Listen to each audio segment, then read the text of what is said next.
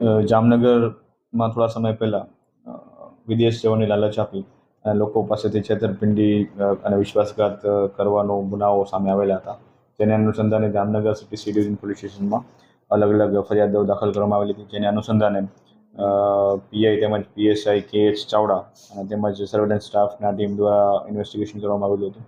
તેના આધારે જે મુખ્ય આરોપી જેનું નામ છે રાજેન્દ્ર મોડુભાઈ રાજગોર, તેની ગઈકાલે રાજકોટ ખાતેથી ધરપકડ કરવામાં આવેલી છે અને તેની પાસેથી કુલ 25 જેટલા અલગ અલગ પાસપોર્ટ અને 4 અલગ મોબાઈલ હાલ મળી આવેલા છે.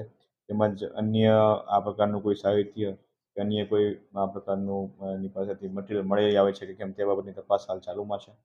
અને બીજા કોઈ ભોગ બનનારો અન્ય આની પાસેથી કેટલા હતા તે તમામના ઇન્વેસ્ટિગેશનના ભાગરૂપે એમના નિવેદનો અને બાકીની તપાસ હાલ ચાલુમાં છે.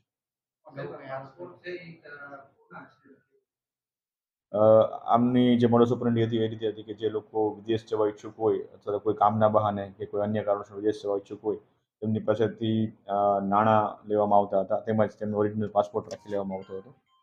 જેને અનુસંધાને જે કોઈ પણ લોકો આમને ત્યાં એપ્લાય કરતા હતા વિદેશ જવા માટે અથવા તો કોઈ એવી એપ્લિકેશન આપતા હતા તો તેઓના પાસપોર્ટ જમા રાખી લેતા હતા ઓરિજિનલ, અને ત્યારબાદ તેમની પાસેથી નાણાં લઈ અને એમની કોઈ ખરેખર કોઈને વિદેશ મોકલવામાં આવેલા ન હતા.